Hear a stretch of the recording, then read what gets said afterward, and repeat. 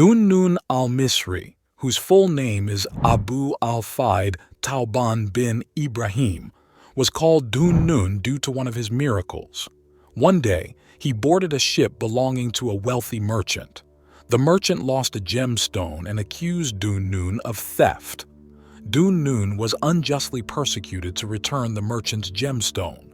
Feeling innocent, Nun prayed, "O Lord, you are the all-knowing." Several fish of the nun species, or whales, approached the ship with gemstones in their mouths. Nun took a gemstone from one of the fish's mouths and gave it to the merchant. From this miraculous event, he was given the title Nun, meaning the possessor of the nun fish. So, Nun was an honorific rather than his name. Actually, the literal meaning of the honorific Nun holds profound significance. Some interpret the name Nun al-Misri as someone who possesses the letter Nun from Egypt. The letter Nun is considered a spiritual symbol where the midpoint of the letter is understood as the relationship between God and humans, and the lines enclosing the midpoint are seen as the wheel of life with the beginning and end points of central life. For Nun, the central point of life is God, who is the first and the last as affirmed in the Quran. He is the first and the last and the outward and the inward, and he is knower of all things. Nun was born in Achmim, Upper Egypt, in 796 and died in 859. His father, a native of Nubia, was a slave who was granted freedom and adopted by the Quraysh tribe. From a young age, Nun was known as a child fond of learning various disciplines. He also studied in many places. He studied religious sciences and is reported to have transmitted traditions from Malik ibn Anas, the founder of the Maliki Law School. He even studied the inscriptions of Egypt written on idols. Nun was regarded as a sage, an expert in talismans and in alchemy. Nicholson leaned towards acknowledging the impact of Neoplatonic ideas on Nun. Given that this spiritual figure resided in Egypt, a region steeped in Neoplatonic and Hermetic philosophies, it is plausible that he was exposed to Neoplatonic concepts. During the persecution of the Mu'tazilites against the Orthodox community, he was also imprisoned due to his belief in the doctrine that the Quran is not created. He was accused of disbelief and heresy. However, not long after, Caliph Mutawakkil, who was deeply impressed by one of his sermons, released him. Conflict between jurists and Sufis was prevalent at that time. Nun, being asked why he had renounced the world, said, "I went forth from Misr, Egypt, journeying to a certain village, and I fell asleep in one of the deserts on the way. And my eye was opened, and lo, a little bird still blind fell from its nest to the ground. Then the ground split open, and two trays came forth, one of gold, the other of silver. In one was sesame, and in the other water. And the bird ate of that, and drank of this. That is a sufficient warning for me. I renounce the world. And then I did not quit the door of divine mercy till I was let in." We know little about his life, and his teachings are still scattered in the hagiographic books. Nun is considered a Sufi who laid the foundations of Sufism, such as the concepts of maḥabbah and ahwal. It cannot be denied that Nun was the first Sufi to introduce theosophical characteristics into Sufism. Most importantly, he discussed rifah, Gnosis, and maḥabbah, love, laden with mystical aspects. The term rifah and discussions about it are considered to have been first proposed by Nun, which were later widely discussed by other Sufis. Nun distinguished between Sufi rifah al-Sufiya, and rational rifah aqliya. The former employs a heart-centered approach as practiced by the Sufis, while the latter utilizes a rational approach as applied by theologians and philosophers. Furthermore, in another expression, Nun divides rifah into three types. Firstly, Marifah of Tawhid for the common people. Secondly, Marifah of reason for scientists, philosophers, and theologians. Thirdly, Marifah of the oneness of God for the saints and lovers of God. In this episode, we are going to discuss the last type of Ma'rifah. Please like and share if you like this video. You can also help me out monetarily, but no pressure to do that. Don't forget to subscribe to this small channel. Thank you for your support.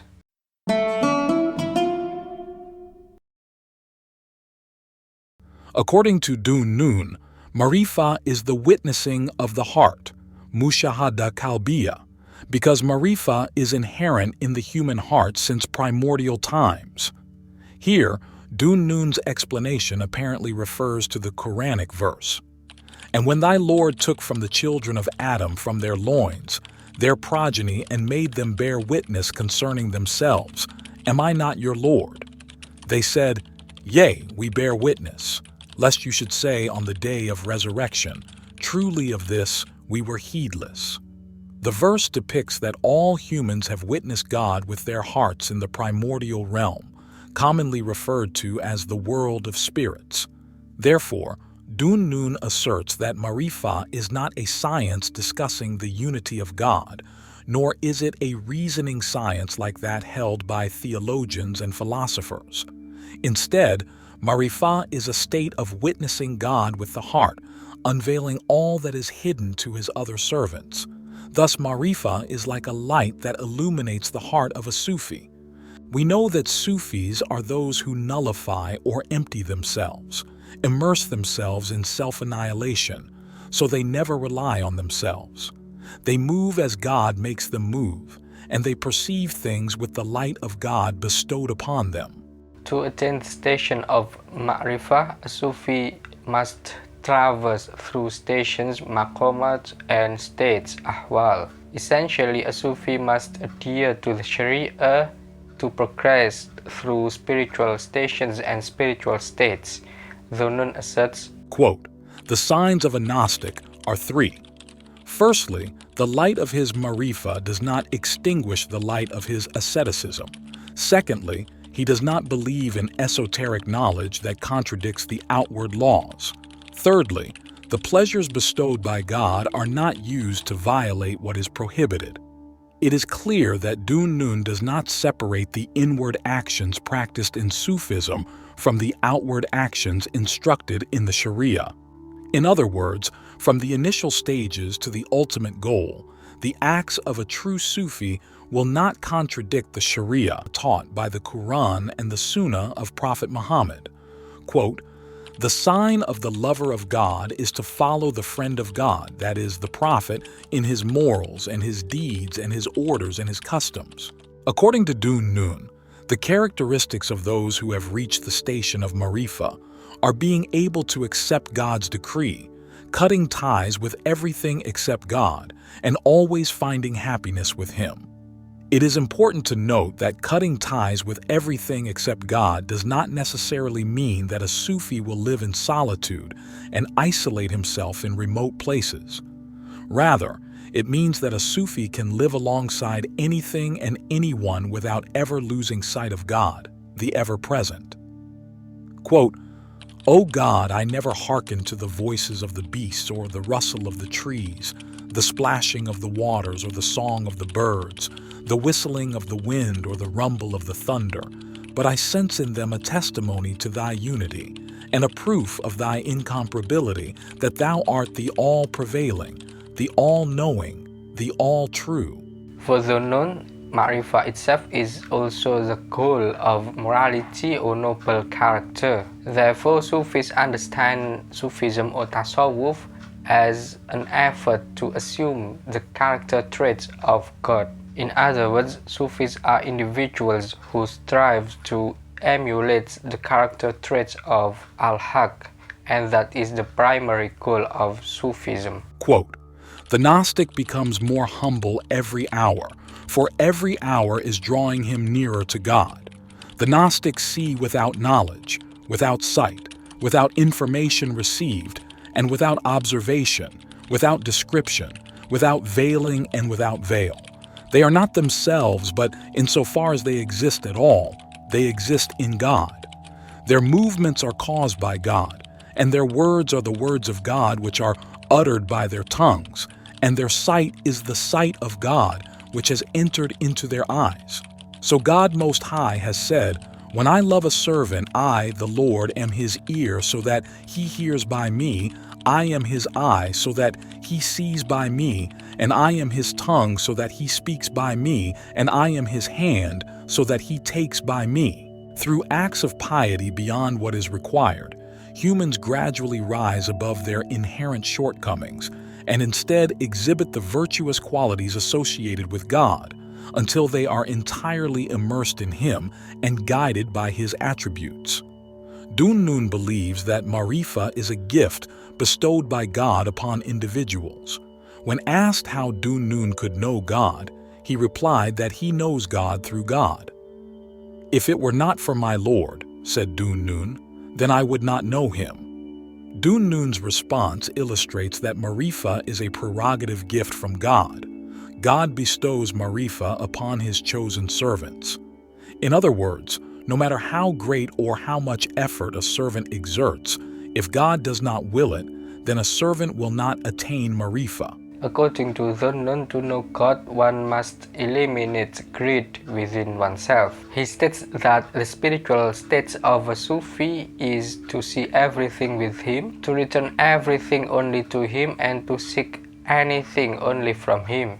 The most important aspect in striving for closeness to God is dhikr, remembrance of God. And this dhikr can lead one to abandon everything except God. Quote, "Whoever recollects God in reality forgets all else besides Him, because all the creatures recollect Him, as is witnessed by those who experience a revelation, kashf. I experienced this state from evening prayer until 1/3 of the night was over, and I heard the voices of the creatures in the praise of God, with elevated voices so that I feared for my mind.